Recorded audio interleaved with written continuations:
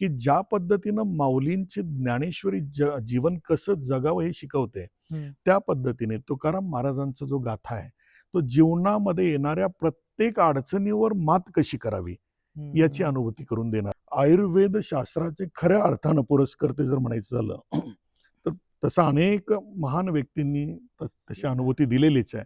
परंतु संतांच्या बाबतीत म्हणायचं झालं तर आयुर्वेदाचे जे जनक म्हणू किंवा आयुर्वेदाचं खऱ्या अर्थानं ज्यांनी अवलोकन केलं आणि अनुभूती घेऊन लोकांपर्यंत पोहोचवलं, प्रचार प्रसार केला, तो सावताबाबांनी केला असं म्हणावं लागेल. फक्त पुस्तकी ज्ञान घेण्यापेक्षा विद्यार्थ्यांना प्रॅक्टिकल स्वरूपामध्ये, प्रात्यक्षिक स्वरूपामध्ये जर त्याची अनुभूती दिली तर नक्कीच विद्यार्थी हे आत्ताच्या येणाऱ्या ज्या काही अडचणी असतील किंवा येणारा जो ओघ असेल त्याला नक्कीच फेस करण्यासाठी तयार होतील असं मला वाटतं. नक्कीच. भाषा हे मुळातच अभिमान बाळगण्याची पण राजकारण न करण्याची गोष्ट आहे. त्याचं कारण आहे, भाषेची जर अगदी सरळ साधी व्याख्या जर तुम्ही करायला गेलात, it is a means of communication. एक संवादाचं ते एक साधन आहे असं मी समजतो. असं वाटत नाही कुठे की कुठल्या विद्यापीठानं विनोदाचार्य ही पदवी निर्माण केलेली असेल. नक्कीच. तर अशा पद्धतीच्या स्वनिर्मित स्वघोषित उपाध्या आणि पदव्या स्वतःच्या नावापुढे अटॅच करून आणि कीर्तनाला तत्वज्ञान बाजूला ठेवून केवळ एक विनोद निर्मिती किंवा लोकांना हसवण्याचं साधन आणि स्वतःचा प्रचार प्रसार करून घेण्याचं साधन आणि त्याला घेतलेला सोशल मीडियाचा आधार, त्यामुळे कीर्तनाची जी लेवल आहे ती बऱ्यापैकी आता थोडीशी ढासळल्याची दिसते. आणि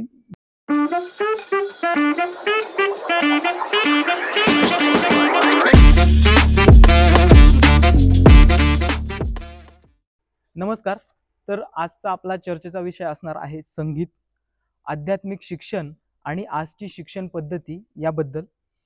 खरं तर याबद्दल चर्चा करण्यासाठी आज व्यक्तिमत्व देखील तसंच आहे. ते पिंपरी चिंचवड महानगरपालिकेचे जे संतपीठ आहे त्याचे मुख्याध्यापक आहेत, उत्तम कीर्तनकार आहेत, गायक देखील आहेत आणि त्यांचा संत साहित्याबद्दल खूप मोठा अभ्यास आहे. ते PhD देखील करतात. तर यांच्या बरोबर आज आपण या सर्व विषयांवरती चर्चा करणार आहोत. तर आज आपल्यासोबत आहेत हरिभक्त परायण ज्ञानेश्वर महाराज घाडगे sir. Sir Ramkrishna Hari. Ramkrishna Hari. Sir सगळ्यात पहिलं तर माझं असं कन्फ्युजन होतं की मी महाराज म्हणू किंवा सर म्हणू, तर तुम्ही सांगा की काय म्हणू, म्हणजे आपल्या पूर्ण पॉडकास्ट मध्ये मी ते बोलत जाईल. खरं तर सर्व क्षेत्र एकमेकांपेक्षा वेगळी आहेत. अध्यात्मामध्ये जर आपण पाहिलं तर अध्यात्मामध्ये एक आदरयुक्त भाव म्हणून महाराज अशा रीतीने बोललं जातं. शालेय वातावरणामध्ये जर आपण पाहिलं तर तिथे महाराज ही उपाधी न लावता तिथे सर ही उपाधी बऱ्याच लोकांकडून ती अभिप्रेत असते. परंतु या मंचावर सर्वच विषय आपण एकत्र आणता आहात तर आपल्यासाठी नक्कीच ते बंधन नसणार आहे. त्यामुळे आपला जो प्रश्न ज्या रिलेटेड असेल त्या रिलेटेड आपण तो शब्द नक्की वापरू शकता. खरं तर सरांची ओळख आहे, पण मी त्यांना महाराज हेच म्हणेल कारण खूप दिवसापासून थोडीफार ओळख आहे त्यांची माझी. मग आपण महाराज म्हणून आपण पुढे कंटिन्यू करूयात. नक्कीच. तर तुमचं जे आहे आता मला तुमच्याबद्दल जाणून घ्यायला आवडेल, कारण तुम्ही गायन देखील करता, तुम्ही कीर्तन देखील करता, तुमची PhD देखील चालू आहे. तर आम्हाला, आमच्या सगळ्या प्रेक्षकांना तुमच्याबद्दल थोडक्यात सांगा. नमस्कार, रामकृष्ण हरी. मी डॉक्टर ज्ञानेश्वर किसन घाडगे. माझं जे शिक्षण आहे ते मराठी, इंग्रजी या 2 विषयामध्ये मी मास्टर डिग्री मिळवलेली आहे. त्याचबरोबर इंग्रजी साहित्य अभ्यासत असताना एज्युकेशनशी रिलेटेड जवळपास गेली 32 वर्ष मी या सानिध्यात असल्यानं त्यामध्ये असलेले अनुभव आणि त्यामध्ये केलेला रिसर्च म्हणून मी एज्युकेशन या विषयामध्ये देखील पहिली PhD मिळवली आणि दुसरी PhD माझी संत साहित्यावर सुरू आहे. बऱ्याच अंशी आपल्याला असं लक्षात येतं की माऊलींचे अनेक ग्रंथ आहेत, त्या ग्रंथांमध्ये ज्ञानेश्वरी या ग्रंथावर बऱ्याच लोकांनी रिसर्च मांडलेले आहेत. परंतु अमृतानुभव, चांगदेव पासष्टी किंवा हरिपाठ, माऊलींनी केलेलं स्फुट काव्यलेखन याच्यावर तेवढा रिसर्च झालेला नाही आणि म्हणून तो रिसर्च लोकांपर्यंत पोहोचावा, ती अनुभूती, ती माहिती सर्वसामान्य जनतेपर्यंत पोहोचावी आणि म्हणून PhD साठी पुणे विद्यापीठाच्या माध्यमातून मी हा विषय निवडलेला आणि सद्यस्थितीमध्ये ती PhD सुरू आहे. याच्या व्यतिरिक्त कलेची साधना करत असताना चित्रकला शिक्षक होण्याचं स्वप्न मी इयत्ता 8वी मध्ये ठरवलं आणि आयुष्यामध्ये ते देखील साकारलं. गव्हर्नमेंट कॉलेज, अभिनव कला महाविद्यालय, टिळक रोड या ठिकाणाहून मी आर्ट टीचर डिप्लोमा आणि GD-RT या दोन्ही पदवी संपादन केलेल्या आहेत. अखिल भारतीय गांधर्व महाविद्यालयाच्या माध्यमातून तबला या विषयामध्ये माझी संगीत विशारद ही पदवी पूर्ण केलेली आणि त्याचबरोबर गायनाच्याही माझ्या परीक्षा झालेल्या आहेत. हे सर्व करत असताना फक्त एक आनंद या छंदाच्या माध्यमातून घेत असताना हा आनंद न राहता लोकांपर्यंत हे ज्ञान पोचवलं पाहिजे म्हणून जवळपास गेली 28 वर्ष अथर्व संगीत विद्यालयाच्या माध्यमातून संगीत कलेचं ज्ञानदान करण्याचं काम मी आणि माझे सहकारी करत आहेत. यामध्ये मोठ्या प्रमाणात माझ्या पत्नीचा रोल मोठा आहे आणि ती सगळे सांभाळते. या माध्यमातून केवळ शिक्षण न राहता परीक्षा देखील मुलांच्या झाल्या पाहिजेत म्हणून गेली 12 वर्ष अथर्व संगीत विद्यालयाच्या माध्यमातून अखिल भारतीय गांधर्व महाविद्यालयाचं परीक्षा केंद्र देखील सक्षम पद्धतीने आपल्या टाळगाव चिखली नगरीमध्ये अगदी योग्य प्रमाणात सुरू आहे. खरंच असं हे सगळं एवढं व्यक्तिमत्व आज आपल्यासोबत आहे, खरं तर हे आपलं भाग्यच आहे. तर सर, आपण सुरुवात करूयात तुमच्या PhD पासून. खरं तर बरं. तुमची एक PhD झालेली आहे, आता दुसरी PhD तुमची चालू आहे, ती पण संत साहित्यावरती आहे. हो, नक्कीच. तर तुम्ही संत साहित्य हा विषय का निवडला बरं PhD साठी? संत साहित्यावर तशा बऱ्याच अंशी बऱ्याच लोकांनी PhD करण्याचा प्रयत्न केला, काहींनी केलेल्या देखील आहेत, काहींच्या सुरू आहेत. परंतु जेव्हा मी यामध्ये पाहिलं, सर्च केला, तर त्यामध्ये संत साहित्यामध्ये असणाऱ्या ग्रंथांची एकमेकांशी तुलना करण्यावर बरेचसे PhD झालेले आहेत, तुलनात्मक अभ्यासावर झालेले आहेत. परंतु त्या ग्रंथांचे अर्थ थोडेसे बाजूला ठेवून तो अर्थ अभ्यासत असताना त्यामध्ये जी काही भाषा शैली आहे, त्या भाषा शैलीमध्ये असणारं जे विज्ञान आहे, ते विज्ञान लोकांपर्यंत मांडणं गरजेचं होतं.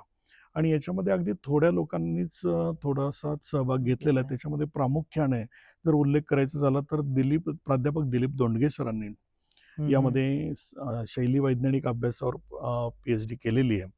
तर त्यांचाच एक आदर्श म्हणून यामध्ये आपण माऊलींच्या ग्रंथावर कुठेतरी आपण थोडासा अभ्यास करावा हा हेतू मनामध्ये आला. तर त्यावेळी माऊलींचे जे ग्रंथ आहे त्याच्यामध्ये मी आधीच सांगितलं की ज्ञानेश्वरी ग्रंथावरून, ज्याला आपण भावार्थ दीपिका म्हणतो, तर त्याच्यावर अनेक लोकांनी अभ्यास मांडलेला आहे. परंतु त्याच्या व्यतिरिक्त जे आहेत की माऊलींना भावार्थ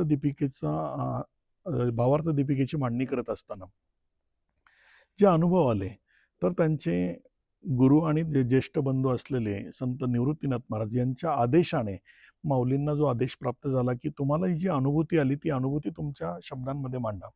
ती अनुभूती मांडत असताना माऊलींनी अनुभवामृत असं त्या ठिकाणी मांडलेलं होतं. तोच शब्द पुढे येत असताना त्याचा अमृत अनुभव झाला आणि तो ग्रंथ प्रचलित झाला. अमृत अनुभव असेल किंवा चांगदेव पासष्टी असेल किंवा हरिपाठ सर्वसामान्य लोकांसाठी मांडलेला आहे. माऊलींनी काही स्फुट काव्य केलेली आहेत, तर ह्या स्फुट काव्य असतील, हरिपाठ असेल, चांगदेव पासष्टी असेल किंवा अमृत अनुभव असेल, तर ह्या ग्रंथांमध्ये एक वेगळी धाटणी आहे, वेगळ्या पद्धतीने व्याकरणाधिक घटकांचा त्याच्यामध्ये अंगीकार केलेला आहे. त्याच्यामध्ये असणारी जी शैली आहे ती शैली वेगळी आहे. ह्या सर्व घटकांचा अभ्यास करत असताना त्या शैलीचा वैज्ञानिक दृष्टिकोनातून लोकांपर्यंत अभ्यास पोहोचवावा या हेतूने मी हा विषय प्रामुख्याने निवडलेला आहे. ओके, नक्कीच. तर मग आता ही PhD आता चालू आहे, तर तुम्हाला याबद्दल काय काय रिसर्च मध्ये तुम्हाला काय जाणवलं की? प्रामुख्याने अमृत अनुभवाच्या बाबतीमध्ये जर बोलायचं झालं तर माऊलींना आलेले जे अनुभव आहेत ते अनुभव माऊलींनी त्या ठिकाणी मांडलेले आहेत. तर त्यामध्ये वेगवेगळ्या प्रकारचे अलंकार आलेले आहेत, भाषेची वेगवेगळ्या प्रकारची शैली आलेली आहे, या सगळ्या गोष्टी त्याच्यामध्ये आलेल्या आहेत. परंतु बऱ्याच वेळा काय होतं, त्याचे पारायण करताना किंवा अभ्यास करताना जनरली आपल्या असं लक्षात येतं की या संप्रदायातली लोक आहेत, त्या ठिकाणी असणारी ओवी असेल, त्या ओवीचा फक्त अर्थ समजावून घेण्याचा प्रयत्न करतात. परंतु त्या अर्थाच्या पाठीमागे दडलेलं जे व्याकरण आहे, त्या व्याकरणाचा अभ्यास किंवा त्या शैलीचा अभ्यास मात्र तो राहून जातोय. तर तो अभ्यास प्रामुख्याने लोकांपर्यंत जर पोहोचला तर लोक त्या दृष्टिकोनातून या ग्रंथाकडे नक्की पाहतील. कारण माऊलींचं लिखाण हे वैज्ञानिक दृष्ट्या सिद्ध झालेलं आहे, तर त्याला वैज्ञानिक टच नक्कीच मिळाला पाहिजे अशी माझी धारणा होती आणि म्हणून मी या विषयाकडे त्या अनुषंगाने पाहिलेलं आहे. नक्कीच. ठीक आहे, आता तुम्ही PhD करताना खूप त्याचा इतिहास देखील जाणून घेतलेला आहे आणि आता असं म्हणतात की भारताचा खूप सारा इतिहास लोकांसमोर आलेला नाहीये, तर तसंच काही संतांच्या बाबतीत देखील असेलच. तर काय वाटतं की काय इतिहास संतांचा आपल्या समोर आलेला नाहीये? बऱ्याच अंशी संतांनी मूल्याधिष्ठित लिखाण करण्याचा प्रयत्न केलेला आहे. म्हणजे सर्वसामान्यपणे जर आपण पाहिलं तर लहान मुलं ज्या पद्धतीने वाढतात, त्यांच्यावर संस्कार केले जातात, तर ते संस्कार मूल्याधिष्ठित असले पाहिजेत. हम्म. तर ती मूल्य हेतुपुरस्सर कुठून तरी ओढून ताडून आणण्यापेक्षा हम्म. आपल्या संतांनी त्यांच्या ग्रंथांच्या माध्यमातून, त्यांच्या लेखनाच्या माध्यमातून ते मांडलेलं आहेच आहे. हम्म. परंतु ते लोकांपर्यंत पोहोचलेलं नाहीये. त्याचबरोबर मोठ्या माणसांसाठी आपल्या भारतीय संस्कृतीमध्ये खऱ्या अर्थानं जे प्रबोधन झालेलं आहे, ते प्रबोधन सुद्धा फार पूर्वीपासून झालेलं आहे. हम्म. अगदी त्या प्रबोधनाला प्रगटीकरण करण्याचं कार्य जर पाहिलं तर 12व्या शतकामध्ये माऊलींपासून पुढे आलं असं आलं. आपल्याला नक्की मानता येईल. तर हम्म. साधारणपणे हे 12व्या शतकात आलेलं जे कार्य आहे, हम्म. तर हे कार्य अजूनही तेवढ्या प्रचलित पद्धतीने पुढे आलं असं आपल्याला म्हणता येणार नाही. हम्म. कारण जर आपण अभ्यास केला तर आपल्याला असं लक्षात येईल की युरोप खंडामध्ये 17व्या-18व्या शतकामध्ये प्रबोधन झालं. हम्म. परंतु हे प्रबोधन मांडताना यशस्वीरित्याने त्याची मांडणी झाली आणि म्हणून कोणीही जरी प्रबोधनाचा अभ्यास केला तर ते युरोप खंडातील प्रबोधन लोकांच्या समोर येतं. बरोबर. परंतु त्याच्या अगोदर 12व्या शतकामध्ये माऊलींनी प्रबोधन सुरू केलं, नामदेवरायांनी प्रबोधन सुरू केलं आणि नामदेवरायांनी जी गादी प्रबोधनासाठी वापरली ती नारदाची गादी आहे. कीर्तनाचे बरोबर. परंपरेच्या बाबतीत जर आपण विचार केला तर म्हणजे खरं प्रबोधन हे नारदापासून सुरू झालं. अनादी काळापासून सुरू झालं. तर ते प्रबोधन जगाच्या पुढे आलं पाहिजे, लोकांच्या पुढे आलं पाहिजे. परंतु कदाचित त्या दृष्टीने तेवढा अभ्यास म्हणा किंवा ती मांडणी झाली नाही आणि म्हणून ती मांडणी करण्याचा एक प्रयत्न आपण केला पाहिजे. या उद्देशाने आपण संत साहित्याकडे पाहावं असं मला वाटतं. बरोबर. नक्कीच. आता आपण इतिहासाबद्दल बोलत आहोत. तर काही मी संतांची नावं घेतो, की त्यांचा इतिहास आपल्यासमोर आला नाही असं वाटतंय. तर पहिलं आपण सुरुवात करूयात आळंदीचे संत ज्ञानेश्वर महाराज. तर त्याबद्दल काय सांगाल? माऊलींनी मी आधी सांगितलं की माऊलींनी जे ग्रंथ मांडलेत खऱ्या अर्थानं भगवंताच्या मुखातून जी वाणी बाहेर पडली ती श्रीमद भगवद्गीता. श्रीमद भगवद्गीता ही संस्कृत भाषेमध्ये असल्या कारणाने संस्कृत भाषा ही देववाणी आहे आणि त्यामुळे सर्वसामान्य लोकांना संस्कृत भाषेचं तेवढं ज्ञान आत्मसात नसल्याने भगवद्गीता म्हणजे देवांचे प्रत्यक्ष मुखातून बाहेर पडलेले शब्द हे लोकांपर्यंत दूर राहिलेले होते आणि माऊलींच्या ते लक्षात आल्यानंतर माऊलींनी भगवद्गीतेवर टीका अर्थात भगवद्गीतेची मांडणी ज्ञानेश्वरीच्या माध्यमातून लोकांसमोर पोहोचवली. ज्ञानेश्वरी हा ग्रंथ असा आहे की माणसाने जीवन कसं जगावं याची माहिती करून देणारा तो ग्रंथ आहे. मग माणसाला जीवनाची अनुभूती, जीवन जगण्याची अनुभूती जर येत असेल तर आणि विशेष म्हणजे या ग्रंथामध्ये सर्व वैज्ञानिक शोध त्याच्यामध्ये आढळून येतात. एवढा वैज्ञानिक अधिष्ठान असलेला हा पहिला ग्रंथ आपल्याला असं मानता येईल. माऊलींचा ज्ञानेश्वरी ग्रंथ असेल, माऊलींचा अमृत अनुभव असेल, चांगदेव पासष्टी असेल, माऊलींनी सर्वसामान्य लोकांसाठी जो हरिपाठ ग्रंथ लिहिलेला हरिपाठ असेल किंवा काही अभंगाची निर्मिती केलेली आहे. तर जेवढे लोक हे सानिध्यामध्ये आहेत संप्रदायाच्या तेवढ्याच लोकांना ह्या गोष्टी माहिती आहेत. परंतु हा जो समाज आहे साधारणपणे वय वर्ष 40-45 वयानंतर या क्षेत्राकडे आकर्षित होताना आपल्याला दिसतो. मग त्यावेळेला जर माणसाला कळालं जीवन कसं जगावं तर नक्कीच पुढे प्रश्न राहतो की जीवन जगायचं कधी. आणि म्हणून मला असं वाटतं की माऊलींनी जी ग्रंथसंपदा किंवा ज्ञान हे समाजासमोर आणलेलं आहे तर हे खऱ्या अर्थाने विद्यार्थी दशेमध्ये विद्यार्थ्यांनी ते ग्रास्प करून स्वीकारून त्याचं अध्ययन करणं आणि वैज्ञानिक दृष्टिकोनातून अध्ययन करणं हे थोडंसं बाकी राहिल्यासारखं वाटतं. म्हणून माऊलींच्या ग्रंथसंपदेकडे माऊलींच्या आध्यात्मिक आणि वैज्ञानिक ज्ञानाकडे विद्यार्थी दशेतूनच खरं तर लक्ष दिलं गेलं पाहिजे असं मला वाटतं. बरोबर. संत तुकाराम महाराज यांच्याबद्दल तुमचं? खरं तर जगद्गुरु संत तुकाराम महाराज यांनी जी गाथा निर्माण केली त्याला अगदी जागतिक लेवलवर आध्यात्मिक लेवलवर पंचम वेद म्हणून मान्यता मिळालेली आहे. हा झाला एक गाथेचा मोठेपणा.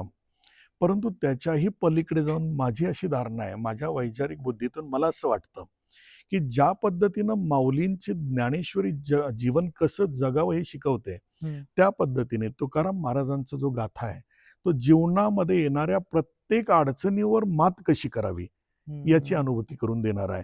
आणि म्हणूनच माऊलींची ज्ञानेश्वरी असेल, इतर सर्व ग्रंथ असतील किंवा तुकोबरायांची अभंग असणारी गाथा असेल, या गाथेचं अध्ययन सर्वसामान्य माणसांपासून अगदी सुशिक्षित शिकलेल्या सर्व लोकांनी जर केलं तर नक्कीच खऱ्या अर्थानं जीवन कसं जगावं आणि जीवनातल्या अडचणींवर कशी मात करावी हे दोन्ही ग्रंथ आपल्याला जाणून देतील, माहिती करून देतील. याच्यापेक्षा तुकोबरायांची वेगळी ओळख करून देण्याची मला वाटत नाही की वेगळी काही गरज आहे. कारण अगदी बहिणाबाईंच्या अभंगामध्ये आपण जर पाहिलं तर या वारकरी संप्रदायाचा पाया माऊलींनी केलेला आहे हम्म. आणि या वारकरी संप्रदायाचा कळस तुकोबारायांनी चढवलेला आहे. तर असं आध्यात्मिक स्वरूपाचं वैचारिक दृष्टीचं मंदिरच जवळपास पाया आणि कळसाच्या माध्यमातून सिद्ध झालं असं मला वाटतं. बरोबर. नक्कीच. आता आपण संत सावतामाळी महाराज यांच्याबद्दल जाणून घेऊयात. आयुर्वेद आणि संत सावतामाळी महाराज यांचं काहीतरी कनेक्शन आहे, ते काय सांगाल? नक्कीच. खऱ्या अर्थानं आपल्या कार्यामध्ये भगवंत पाहावा आणि कार्यामध्येच खऱ्या अर्थानं एखादं तीर्थक्षेत्र असेल तर तीर्थक्षेत्राची अनुभूती घ्यावी, याचं खऱ्या अर्थानं वैचारिक उदाहरण म्हणजे संत सावता महाराज. त्याचं कारण आहे, पंढरीला जायचं म्हटलं तरी माझी पंढरी माझे शेत आहे. शेतामध्ये जे पीक आहे तेच माझा भगवंत आहे, हे संत सावताबाबांनी दाखवून दिलेलं आहे. आयुष्यभर त्या शेतामध्ये पूर्णपणे त्या वातावरणाशी संलग्न राहून त्यामध्ये असणाऱ्या औषधी वनस्पती कोणत्या आहेत, काय त्याची अनुभूती त्यांनी घेतली आणि अनुभूतीचा प्रचार प्रसार संत सावताबाबांनी हा पहिल्या स्वरूपात केला असं म्हणावं लागेल. आणि म्हणून आयुर्वेद शास्त्राचे खऱ्या अर्थानं पुरस्कर्ते जर म्हणायचं झालं तर तसं अनेक महान व्यक्तींनी तशी अनुभूती दिलेलीच आहे. परंतु संतांच्या बाबतीत म्हणायचं झालं तर आयुर्वेदाचे जे जनक म्हणू किंवा आयुर्वेदाचं खऱ्या अर्थानं ज्यांनी अवलोकन केलं आणि अनुभूती घेऊन लोकांपर्यंत पोहोचवलं, प्रचार प्रसार केला, तो सावताबाबांनी केला असं म्हणावं लागेल. ओके. नक्कीच. खरं तर संतांबद्दल बोलायला गेलं तर खूप आहे. नक्कीच. आपण आता थोडं पुढच्या प्रश्नाकडे वळूयात. आता संत साहित्याबद्दल बरीच माहिती आलेली आहे. आता आपण आजची शिक्षण पद्धती आहे, विद्यार्थी आहे, जो आपला मेन टॉपिक आहे त्याच्याकडे नक्कीच. येऊयात. तर काय वाटतं की आजची शिक्षण पद्धती कशी आहे? काय वाटतं तुम्हाला? शिक्षण पद्धतीबद्दल बोलायला गेलं तर तो खूप मोठा विस्तृत विषय ठरेल. परंतु विद्यार्थीभिमुख जर पद्धतीचा विचार आपण केला तर आजची शिक्षण पद्धती ही NEPच्या माध्यमातून खऱ्या अर्थाने थोडीफार आता बदलल्याचं दिसतंय. फक्त पुस्तकी ज्ञान घेण्यापेक्षा विद्यार्थ्यांना प्रॅक्टिकल स्वरूपामध्ये, प्रात्यक्षिक स्वरूपामध्ये जर त्याची अनुभूती दिली तर नक्कीच विद्यार्थी हे आत्ताच्या येणाऱ्या ज्या काही अडचणी असतील किंवा येणारा जो ओघ असेल त्याला नक्कीच फेस करण्यासाठी तयार होतील असं मला वाटतं. नक्कीच. तुम्ही आता संतपीठाचे मुख्याध्यापक देखील आहात. तुम्ही खूप सारे विद्यार्थ्यांना ऑब्झर्व्ह करता. तर काय वाटतं की आजचा विद्यार्थ्यामध्ये काय कमतरता आहे किंवा काय प्लस पॉईंट आहेत? काय वाटतं तुम्हाला? खऱ्या अर्थानं जर पाहिलं तर आजचा विद्यार्थी हा सोशल मीडियाकडे बऱ्यापैकी आकर्षित झाल्याचं आपल्याला जाणवतं. सोशल मीडियाला मी दोष देत नाही, परंतु त्याचा अंगीकार किती करावा, काय करावा आणि त्याची आपण अनुभूती घेऊन आपला अमूल्य वेळ किती आपण वाया घालवतोय, तर याच्याकडे विद्यार्थी दशेपासूनच लक्ष देणं फार गरजेचं बनलेलं आहे. त्याचं कारण आहे की पालकांना त्यांच्या मुलांकडे जेवढा वेळ देणं गरजेचं आहे तर तेवढा वेळ आता दिला जात नाही असं मला वाटतं. कारण पूर्वीची जी कुटुंब व्यवस्था होती तर ती एकत्रित कुटुंब व्यवस्था होती. अनेक कुटुंबात मेंबर असायचे आणि हे सदस्य जे मेंबर जे आहेत, समजा एखादी व्यक्ती बाहेर कामानिमित्त गेलेले असतील तरी इतर व्यक्ती त्या विद्यार्थ्यांना मुलांना घडवण्यासाठी त्या ठिकाणी कार्यरत असायचे. परंतु आत्ताची जी कुटुंब पद्धती आहे तर ती मर्यादित कुटुंब पद्धती झाल्या कारणानं आणि त्यामध्ये त्या घरामध्ये असणारे जे आई वडील आहेत ते दोन्हीही व्यक्ती ही कामानिमित्त जर बाहेर असतील तर त्या मुलांकडे तेवढ्या पद्धतीने लक्ष दिलं जात नाही. आणि जरी ते घरी असतील तरी घरातील कामामध्ये व्यत्यय नको म्हणून त्या मुलांना प्रामुख्याने या डिव्हाइसकडे, मोबाईल सारख्या किंवा TV सारख्या डिव्हाइसकडे आकर्षित करून त्यांना त्या ठिकाणी गुंतवून ठेवलं जातंय आणि बऱ्याच अंशी मुलांचा वेळ हा त्यामध्ये जातोय. बराचसा स्क्रीन टाइम जर आपण चेक केला तर तो प्रामुख्याने ही सोशल मीडियाचे जे काही ॲप्स असतील त्याच्यामध्ये खर्च होताना दिसतो आणि त्याच्यामध्ये अभ्यास आणि अभ्यासाला दिलेला वेळ हा थोडासा कमी असल्याचं जाणवतंय. म्हणजे ज्या पद्धतीने आम्ही विद्यार्थी घडवतोय तर विद्यार्थी घडवत असताना आम्हाला आता अशी गरज वाटते की विद्यार्थ्यांपेक्षा पालकांना प्रशिक्षित करणं फार गरजेचं आहे. इकडे थोडंसं आकर्षित करणं गरजेचं आहे. त्यामुळे विद्यार्थी आजचा जो आहे तर तो अभ्यास आणि इतर त्याचे काही छंद असतील, खेळ असेल तर याच्याकडे थोडासा जास्त आकर्षित व्हावं आणि सोशल मीडियाचं आकर्षण त्याचं कमी व्हावं याच्या दृष्टीने आम्ही थोडा प्रयत्न करतोय. बरोबर. नक्कीच. तर आता आपण विद्यार्थ्यांबद्दल बोललो. आता शिक्षण पद्धतीचा चर्चा चालूच आहे आणि जी संतपीठ संकल्पना आहे की शिक्षण पद्धतीला अध्यात्माची जोड देतो. नक्कीच. तर अध्यात्माचं शिक्षण आजच्या जमान्यात किती महत्वाचं आहे, काय सांगा? मूल्याधिष्ठित प्रणालीने जर विचार केला तर प्रत्येक शाळेमध्ये हे संतांचं साहित्य हे विद्यार्थ्यांपर्यंत पोहोचवणं फार गरजेचं आहे. त्याचं कारण आहे की आपण स्वतःहून कितीही मूल्य देण्याचा प्रयत्न केला तरी ती प्रत्येक मूल्य, प्रत्येक संस्कार हे संतांनी लिहिलेल्या त्यांच्या साहित्याच्या कुठे ना कुठेतरी चौकटीत बसताना आपल्याला दिसतंय. मग हे रेडीमेड मटेरियल आपल्यासमोर संतांनी दिलेलं आहे. मग ते त्यांच्या ओव्या असतील, अभंग असतील किंवा त्या तद्रूप काही संस्कारक्षम कथा असतील, तर या कथा मुलांपर्यंत पोहोचवल्या तर अप्रत्यक्षपणे, प्रत्यक्षपणे मुलांमध्ये संस्कार रुजवायला अधिक सोपं जातं. याची अनुभूती आम्ही घेतोय. खऱ्या अर्थानं संतपीठाचं हेच मूळ वैशिष्ट्य मानलं तरी वावगं ठरणार नाही. त्याचं कारण आहे की अभ्यासक्रमामध्ये जी 14 मूल्यांचा अंगीकार केलेला आहे, या 14 मूल्यांनाच आधारभूत असणारं आपलं हे सर्व संतांनी लिहिलेलं संत साहित्य आहे. आणि हे संत साहित्य जर विद्यार्थ्यांना आपण उपलब्ध करून दिलं तर अप्रत्यक्ष प्रत्यक्षपणे हे विद्यार्थ्यांपर्यंत पोहोचेल आणि हा उद्याचा जो नागरिक बनणार आहे हा नक्की संस्कारक्षम बनेल. आता संस्कार आणि विद्यार्थी यांच्याकडे जर आपण थोडंसं पाहिलं तर बऱ्याच वेळा काय होतं, आम्ही ज्ञानेश्वरी शिकवतोय, आम्ही भगवद्गीता शिकवतोय, गाथा शिकवतोय किंवा एकनाथी भागवत मुलांपर्यंत आम्ही पोहोचवतोय, ठीक आहे, मान्य आहे. परंतु लोकांची याच्याबाबत थोडीशी एक वेगळी धारणा अशी बनते की मग हे विद्यार्थी पुढे कीर्तनकार बनवायचेत का किंवा प्रवचनकार बनवायचेत का? तसं अजिबात नाहीये. कारण कीर्तन आणि प्रवचन म्हणजे माझ्या स्वतःच्या अनुभवावरून विचार करतो, कारण मी स्वतःही कीर्तन करतो, प्रवचन करतो, मान्य आहे. परंतु विद्यार्थी आम्हाला कीर्तनकार नाही घडवायचे, प्रवचनकार नाही घडवायचे, तर तो त्यांच्या अभ्यासक्रमानुसार निवडलेल्या प्रोफेशनमध्ये नक्की गेला पाहिजे. बरोबर. तो मेडिकल क्षेत्रात गेला तर तो डॉक्टर होईल, इंजिनिअरिंग क्षेत्रामध्ये गेला तर इंजिनियर होईल, आर्किटेक्ट होईल किंवा अन्य त्यांचे जे काही स्वप्न असतील ते स्वप्न तो साकार करेल. परंतु ही स्वप्न साकार करत असताना त्याच्यामध्ये तेवढीच नीतिमत्ता आली पाहिजे, नैतिक मूल्याचा अंगीकार झाला पाहिजे, त्याच्यामध्ये संस्कार आले पाहिजेत, त्या सर्व गोष्टींबरोबर संतांच्या बद्दलचा आदर त्या ठिकाणी निर्माण झाला पाहिजे आणि संत साहित्याबद्दलचं प्रेम निर्माण झालं पाहिजे. ही एक प्रामुख्याने भूमिका आहे. आणि ही भूमिका एवढ्यासाठी आहे, जेव्हा आपण हे संत साहित्य आणि नीतिमूल्य विद्यार्थ्यांपर्यंत पोहोचवतो तेव्हा जे अनुभव आपल्याला आलेले आहेत, समजा एखादा पेशंट एखाद्या डॉक्टरकडे गेला तर तो डॉक्टर त्याचं निदान योग्य करतोय का, नीतिमत्तेला पुढे ठेवून करतोय का, त्याचं ऑपरेशन गरजेचं असेल तरच ऑपरेशन करतोय का किंवा फक्त त्याची आर्थिकदृष्ट्या लूट करण्यासाठी त्याच्यावर या गोष्टी लादतोय. हे आत्ताची चित्र समाजामध्ये बऱ्याच अंशी आपल्याला दिसून येतात. थोडंसं धाडसानं बोलतो मी, या गोष्टी आपल्याला दिसून येतात. तर संतपीठातून घडलेला विद्यार्थी जर तो डॉक्टर झाला तर नक्कीच तो हा विचार करेल, कारण त्याच्यावर नीतिमूल्याचं कुठेतरी शिक्षण आणि ते संस्कार घडलेले आहेत. तर ह्या पेशंटला या गोष्टीची गरज आहे तरच मी ते देईल. आणि जेव्हा त्या ठिकाणी मला तो खर्च 50,000 जर येत असेल तर मी 50च घेईल, 51 घेणार नाही किंवा त्याच्या पुढची अमाऊंट घेणार नाही. ही जी नीतिमत्ता आहे तर ती नीतिमत्ता त्या ठिकाणी निर्माण करण्याचा प्रयत्न संतपीठाच्या माध्यमातून होतोय. मग तो प्रोफेशन कोणतंही असो. बरोबर. असे सुशिक्षित सुजाण नागरिक घडवण्याचा हा एक प्रयत्न आपण करतोय. हा झाला संतपीठाचा एक भाग. दुसरी गोष्ट, संत साहित्य जे आपल्याकडचं दुर्लक्षित राहिलेलं आहे ते आपल्या लोकांना तर प्रबोधन करायचंच आहे. आणि हे प्रबोधन संत साहित्याचं प्रबोधन असेल, संस्काराचं प्रबोधन असेल, तर हे केवळ आपल्या महाराष्ट्रापुरतं, आपल्या भारतापुरतं मर्यादित न ठेवता याला 7 समुद्राच्या पलीकडे कसं घेऊन जाता येईल याचा केलेला एक प्रयत्न आहे. कारण हे संस्कार परदेशामध्ये जर गेले तर नक्कीच आपल्या संत साहित्याला कुठेतरी एक मोठं व्यासपीठ मिळेल आणि संत साहित्य हे जगप्रसिद्ध होण्यास मदत होईल असं मला वाटतं. नक्कीच. खरं तर ही संतपीठ ही संकल्पना खरंच खूप सुंदर आहे की आदर्श नागरिक घडवण्यासाठी हे संतपीठ खरंच खूप उपयोगी ठरणार आहे. पण आता संतपीठ म्हटलं की हे पालिकेचं काम आलं, मग त्याच्यामध्ये राजकारण आलं.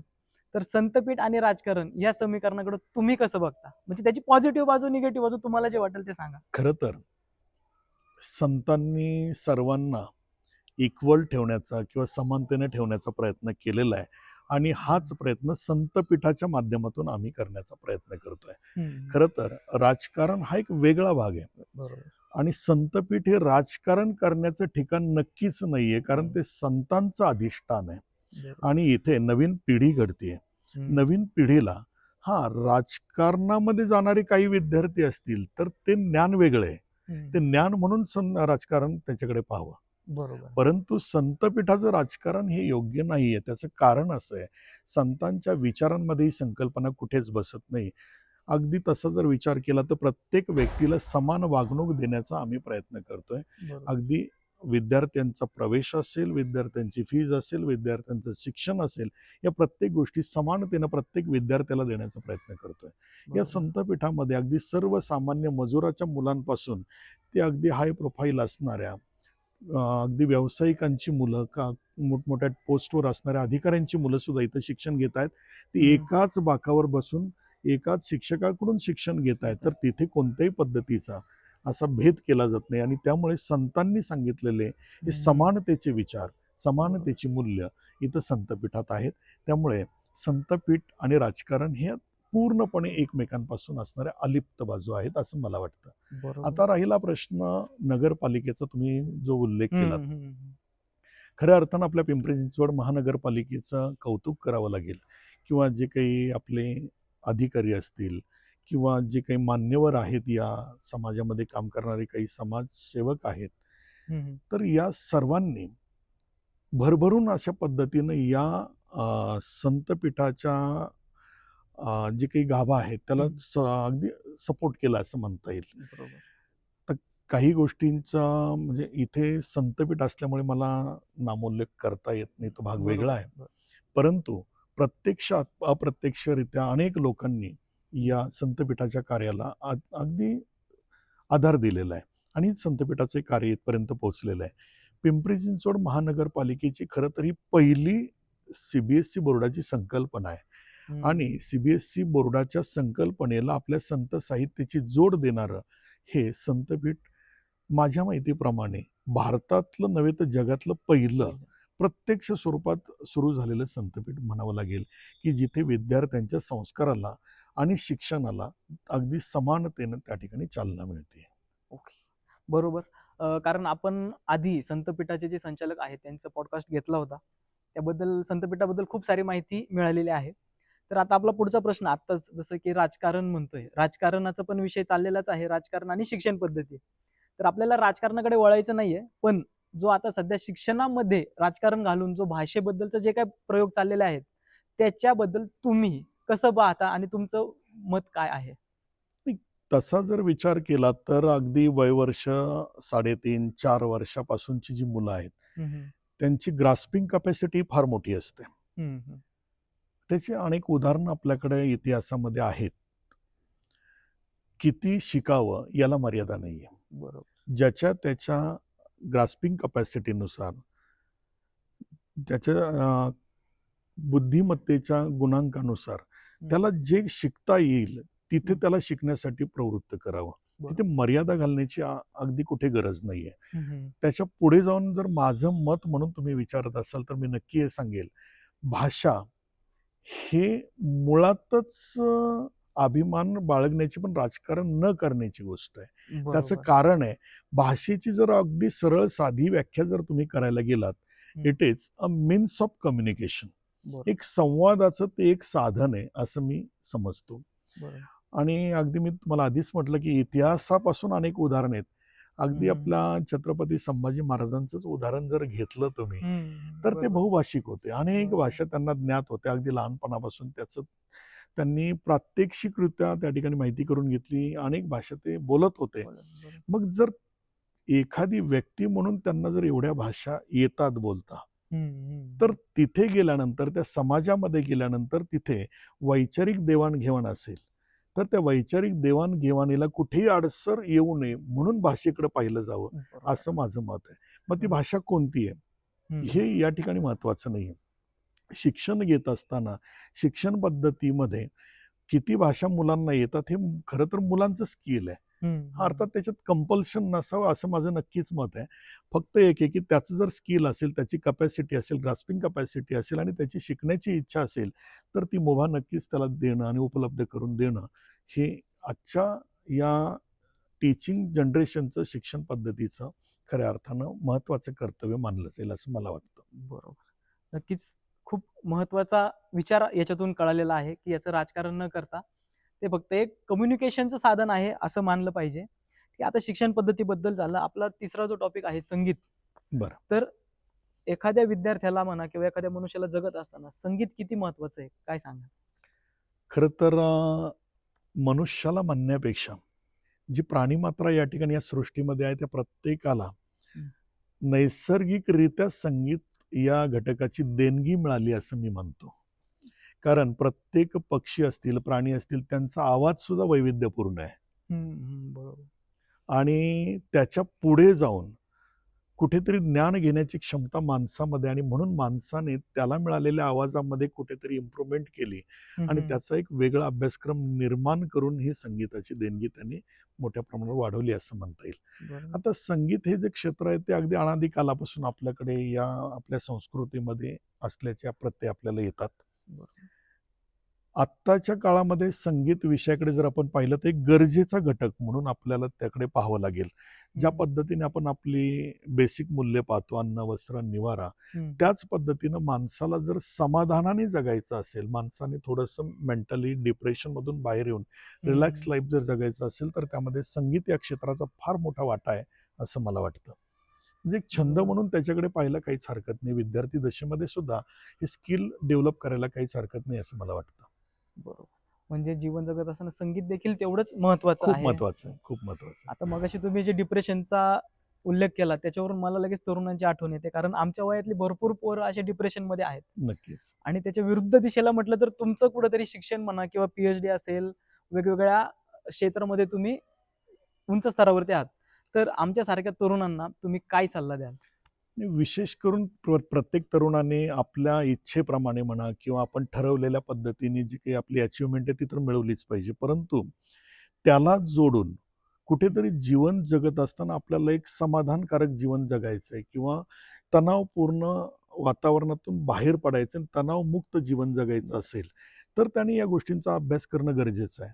मग यामध्ये फक्त संगीतच येईल असं अजिबात मला म्हणायचं नाही. तर त्याने संत साहित्य असेल त्याच्याकडे थोडं वळावं.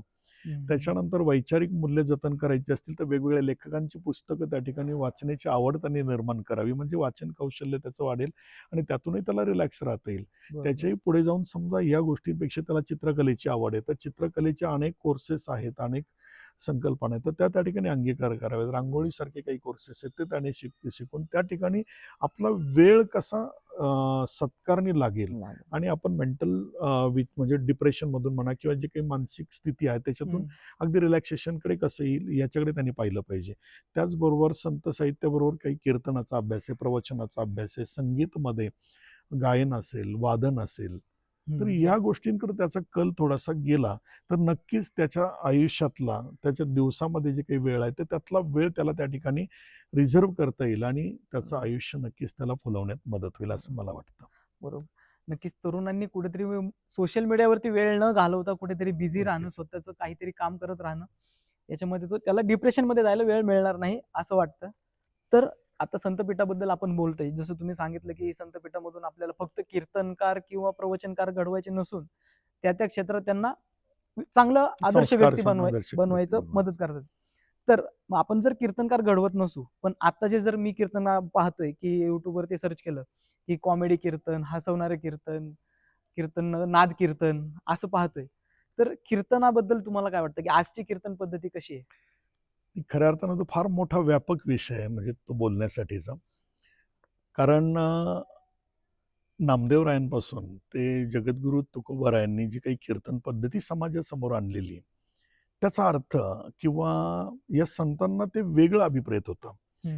संतांनी मांडलेलं जीवनाधिष्ठित तत्वज्ञान हे समाजापर्यंत पोहोचावं, परंतु हे पोचवत असताना जे संतांनी ओव्या लिहिलेल्या आहेत, अभंग लिहिले आहेत, श्लोक लिहिले आहेत, ते समजावून घेण्याची तेवढी ताकद कदाचित शिक्षणाच्या अभावामुळे म्हणा किंवा भाषेच्या अभावामुळे लोकांपर्यंत नसेल. आणि म्हणून ह्या कीर्तनकारांनी जो नामदेवरायांपासून ते तुकोबारायांपर्यंत, निळोबारायांपर्यंत जो वसा त्यांनी दिलेला आहे तो वसा आणि तो वारसा तशा पद्धतीने पुढे न्यावा असं, आणि त्यातलं जे तत्वज्ञान आहे ते तत्वज्ञान समाजापर्यंत पोहोचवावं असा कीर्तनाचा आणि प्रवचनाचा खऱ्या अर्थानं अर्थ आहे असं मला वाटतं, म्हणजे माझ्या दृष्टिकोनातून. परंतु अलीकडच्या काळामध्ये जर आपण पाहिलं तर हे संतांचंच भांडवल आहे, संतांचेच विचार आहेत. परंतु संतांचे विचार हे प्रोफेशन म्हणून त्या ठिकाणी अलीकडे वापरताना आपल्याला दिसत आहेत. दिसतंय. आणि मी कसा समाजामध्ये प्रचलित होईल, हम्म.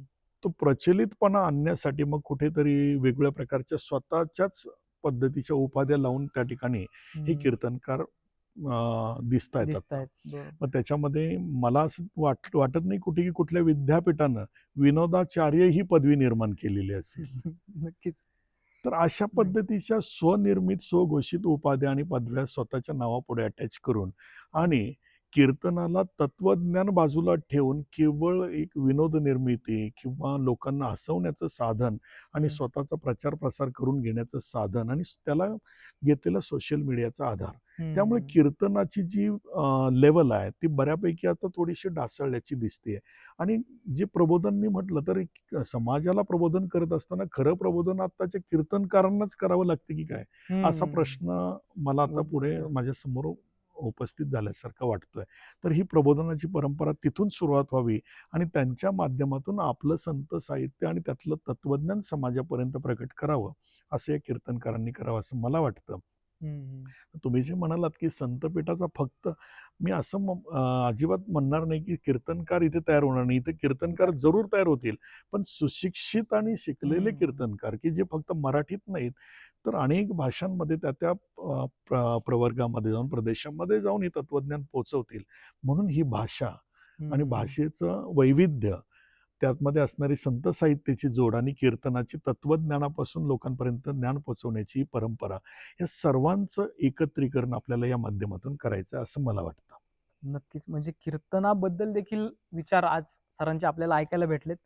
खरंच हे ऐकून खूप छान वाटलं, की आज जे विनोदाचार्य आहेत, त्यांनी कुठेतरी थोडंफार नाही का, समाज प्रबोधन कसं होईल याच्याकडे जास्त लक्ष देणं गरजेचं आहे.